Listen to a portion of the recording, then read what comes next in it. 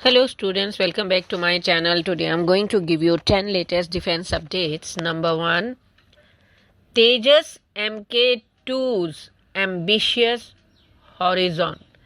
In a resounding endorsement of India's indigenous fighter jet ambitions, the Indian Air Force has not only logged in an initial commitment for 120 Tejas Mk2 aircraft but signaled readiness to scale up to 200 units across 10 squadrons. It has been learned from authoritative sources. The phased procurement, 6 squadrons upfront, followed by 4 more post-production positions, the 4.5 generation multi-role platform as a cornerstone of the IAF's squadron reconstitution, addressing critical gaps left by retiring Mirage 2000 and MiG-29s. As the Aeronautical Development Agency and HAL gear toward prototype rollout by year-end, the strategy includes a novel IAF-led weapons integration model to accelerate operationalization. The Tejas Mk2, a quantum leap from the Mk1A with its GEF414 engine, canard delta configuration and enhanced payload of 6,500 kg, promises air dominance at a fraction of import costs. Next, Cummins engine, again to power older Arjun MBTs. In a bid to sustain the operational readiness of India's indigenous main battle tank fleet, the Combat Vehicle Research and Development Establishment has unveiled plans to overhaul the power plants of 124 aging Arjun Mk1 tanks by replacing their German origin MTU MB 838 KA501 engines with the robust Cummins QST-30 diesel units. This move addresses critical maintenance challenges posed by the obsolescence of the original engines, ensuring these battle-hardened machines remain viable for frontline duties well into the next decade. The Arjun Mk1, India's first homegrown MBT, rolled out its inaugural delivery to the Indian Army in 2004, marking a landmark in the nation's quest for self-reliance in armored warfare. 2 decades later, these tanks, primarily operated by the 43rd Armored Regiment and other elite units, have logged thousands of kilometers in diverse terrains from the deserts of Rajasthan to the highest highlands of Ladakh. Next, Indian Navy eyes another second indigenous aircraft carrier, same size as INS Vikrant. The Indian Army is intensifying its push for the second indigenous aircraft carrier IAC-2, submitting a detailed case to the Ministry of Defense for formal approval, mirroring the 45,000 tons displacement of INS Vikrant, the Navy's flagship, commissioned in 2022. The proposed IAC-2 will incorporate significant design modifications and technological upgrades to address evolving maritime threats in the Indo-Pacific, with in principle not already secured from the Defense Procurement Board. Naval planners are optimistic about obtaining Cabinet Committee on Security clearance by 2026, enabling construction kickoff shortly thereafter and bolstering India's blue water ambitions and rising Chinese naval assertiveness. Next, Tejas takes command.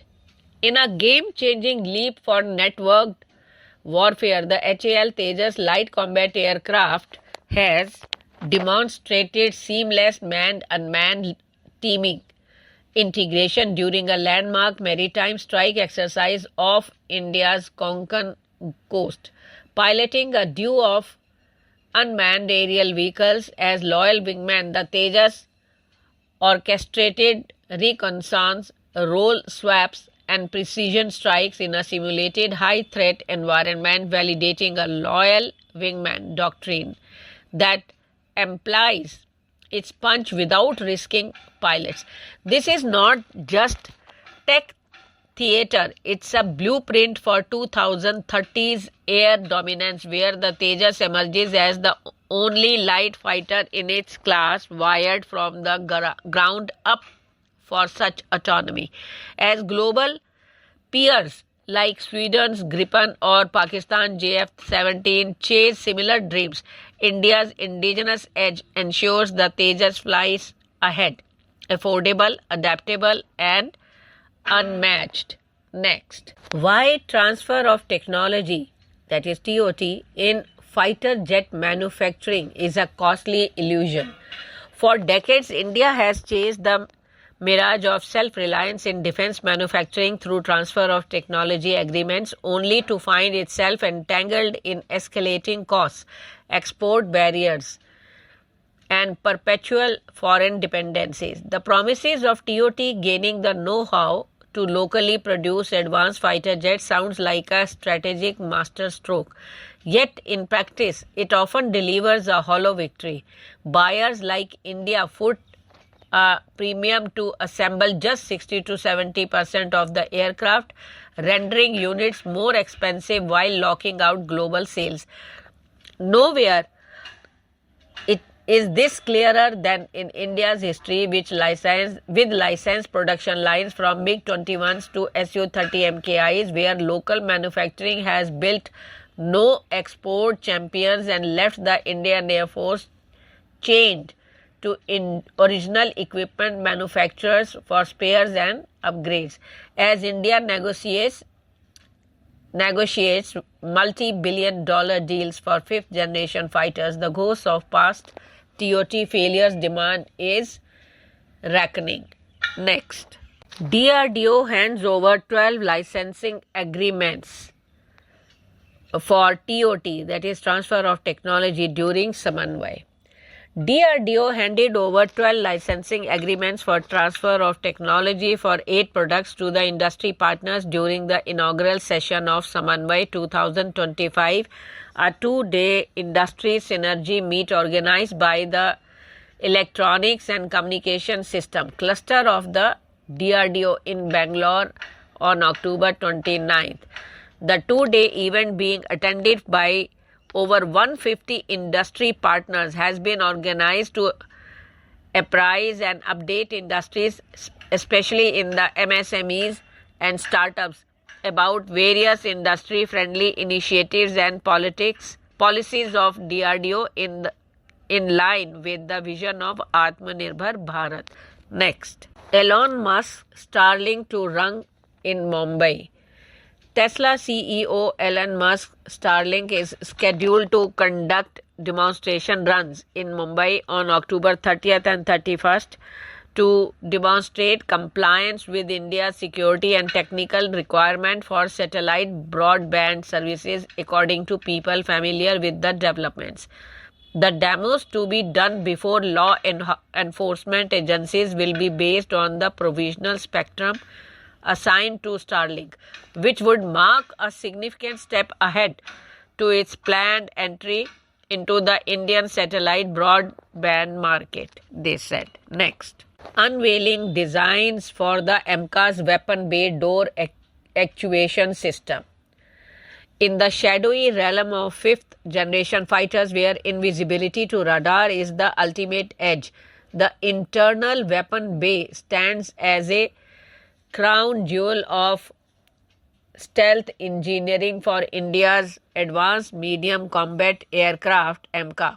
The Aeronautical Development Agency has meticulously crafted a weapon bay door actuation system that not only safeguards payloads like Astra missiles and BrahMos NG munitions, but also minimizes radar cross sections (RCS) during the high-stakes mission. Drawing from rigorous simulation, wind tunnel tests, and lessons from global peers like the F-35, ADA's design finalized in the program's critical design review phased by early 2023. employs a hydraulic-driven hydromechanical control architecture to seamlessly open and close the AMCA's dual bifold doors. This system, prototyped as early as 2017, ensures rapid deployment in contested airspace while preserving the jet's low observational silhouette, a feat that propels India's toward true aerospace sovereignty. Next, DRDO's laser homing ATGM set to redefine. Fresh off the triumphant field trials of the NAG MK2 anti-tank guided missile, the DRDO from Zorawar light tank, the NAG MK2 is charting a bold trajectory into the next generation precision weaponry. Buoyed by the NAG MK2's flawless performance, nailing targets at up to 10 km during January 2025 evaluations, the premier defense R&D body is now prioritizing a laser homing ATGM variant designed to shatter line of sight barriers, extended lethal engagements to 20 kilometers or more. This evolution, building on the standoff anti-tank guided missile, promises GPS denied resilience, ensuring India's armored formation maintain an edge in electronically contested battlefield. Next, India developing 200 megawatt nuclear reactors. In a major leap in nuclear propulsion and maritime technology, India is developing an advanced 200 megawatt nuclear reactor designed to power civilian container ships, with plans also underway to adapt a military variant for future S-5 class nuclear powered ballistic missile submarines and the upcoming Project 77 nuclear powered attack submarines program for the Indian Navy. Thank you.